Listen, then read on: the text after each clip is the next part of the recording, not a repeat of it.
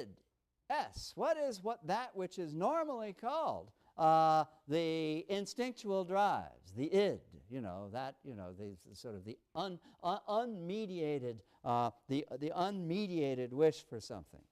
Well, Lacan says it is nothing other than the signifier. He says, what do I mean by literalism?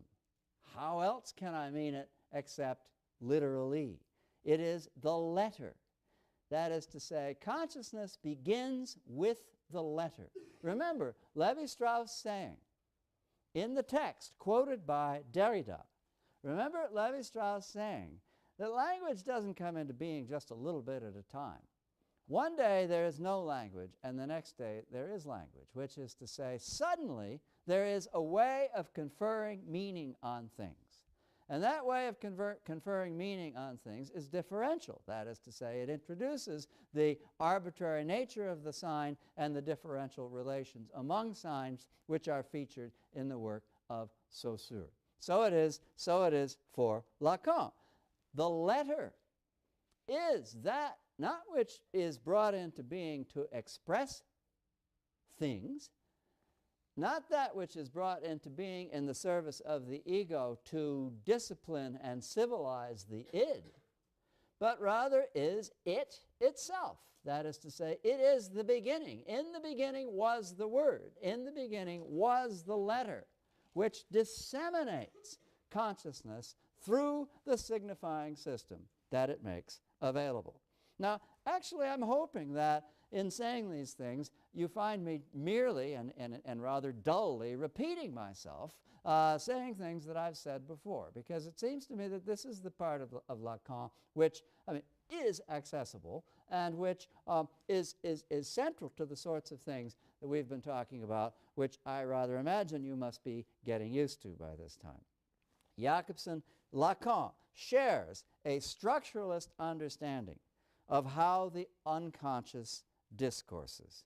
He accepts Jakobson's distinction between metaphor and metonymy, and he sees the cooperative building up relationship of metaphor and metonymy in the discourse of the unconscious and of the psychopathology of everyday life in much the same way that Jakobson does. Remember, Jakobson associates metaphor and metonymy not just with poetry and prose, not just with certain kinds of style, but actually with pathologies.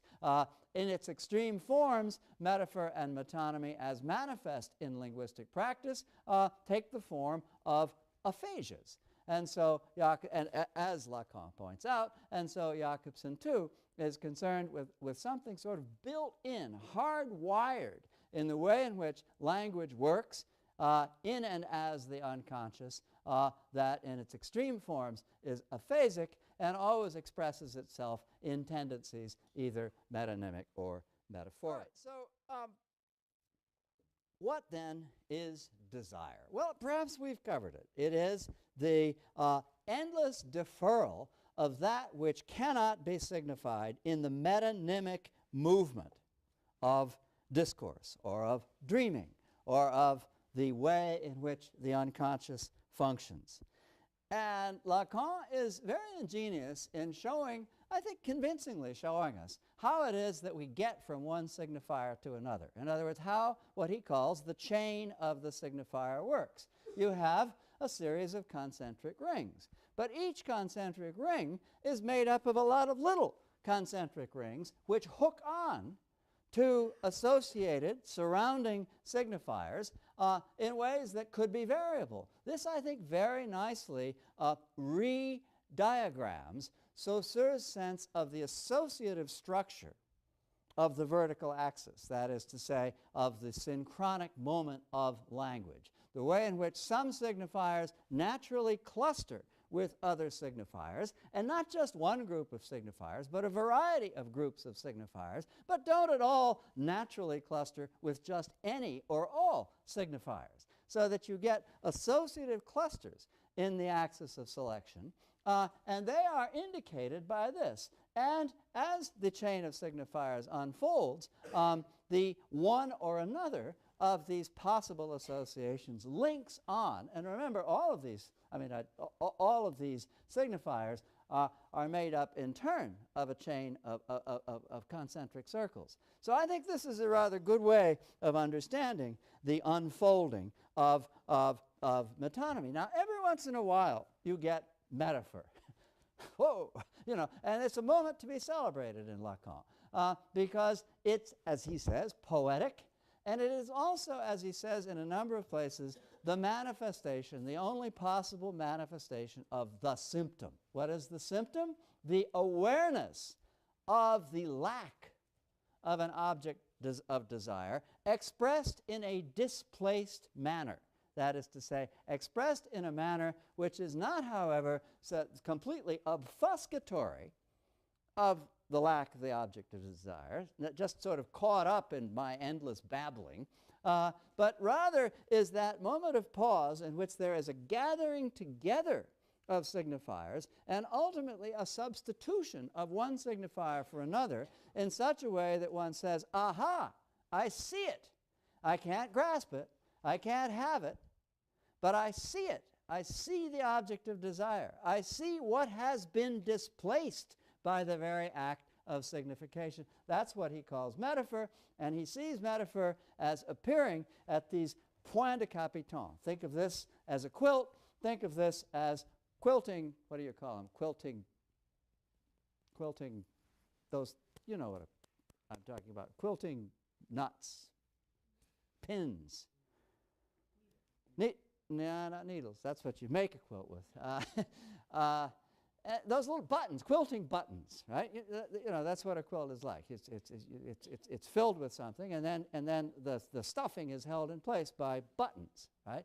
So the stuffing of metonymic signification is held in place usefully for the analyst, for the reader, for the interpreter by these quilting buttons or point de capiton. And so the example that that Lacan gives is, as I say, he gives several examples. There are wonderful, dazzling readings, both of 4 lines from Valéry and of the 1 line from Victor Hugo. I focus on the Hugo because it's a little easier, just the 1 line. He says, there is something that happens in this line which is metaphoric.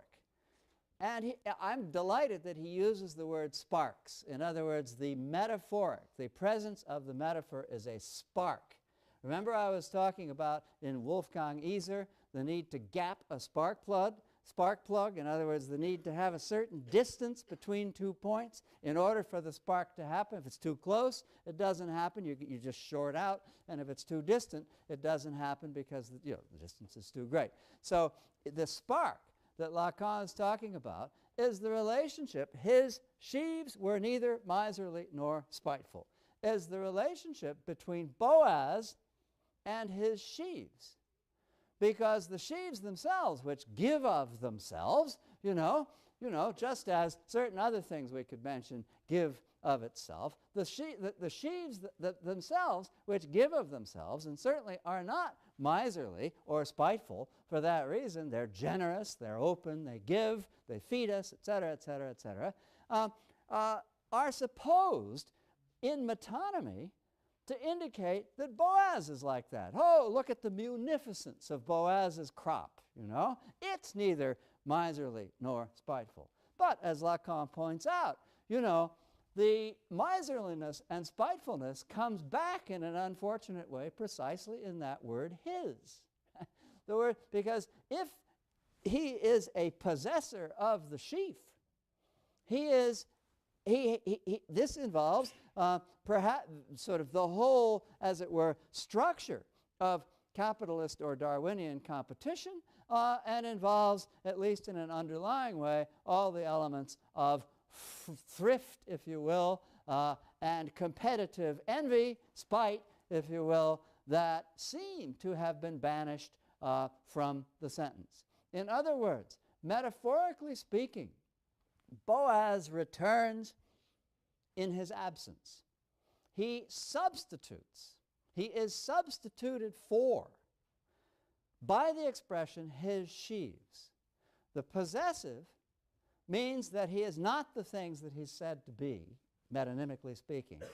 And the sheaves themselves are precisely what he is in the Oedipal phase, that is to say, precisely what he is if he is objectified by a baby looking at him, but at the same time, not at all what or where we expected him to be.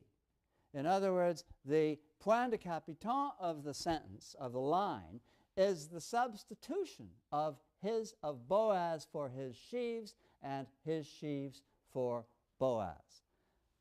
So the line has both a metonymic reading and a metaphoric reading. Here I think you can see Lacan's sense of the relation between metaphor and metonymy hovering between that of Jakobson or Brooks and that of de Man, because there seems to be an underlying irreducible tension between reading the sentence as though reading the line as though it says Boaz was generous and free of spite, and reading the line as though it said Boaz just necessarily because he's one who possesses something, a person who has the characteristics of miserliness and spitefulness. The tension, in other words, seems to me to be, in Lacan, an irreducible one, so that at least in that regard we can place him closer to Lacan than we have to, say, Brooks or Jakobson, which isn't to say that Jakobson is not the primary and central influence on Lacan's way of thinking about the axis of combination. The appearance of metaphor on the axis of combination, the way in which we can identify these quilting buttons on the axis of combination is nothing other than what Jakobson said and meant when he said the poetic function is the transference of the principle of equivalence from the axis of selection to the axis of combination. Right? So I'm not saying in speaking in passing of this sort of irreducible conflict one senses between metonymy and metaphor here. I'm not saying that Jakobson is not the primary influence behind Lacan's thinking. The most obvious consequence is, and this isn't the first time or last time that we will have encountered this in various vocabularies and contexts, is that language thinks me. On page 1142, the right-hand column, for example, I think where I am not, therefore I am where I do not think. That is to say, that which brings my thinking into being is not present to me. It is it. It is the letter. It is the signifier which is perpetually the signified, I'm sorry to say, I meant to say which perpetually evades us and which cannot possibly be present to us. I am not present to myself. I cannot be present to myself because what is present is the way in which myself comes into being in discourse which cannot identify me. It cannot identify me either as subject or in a phase of narcissism, or supposing I can somehow or another reimagine myself in the mirror phase as an object of desire.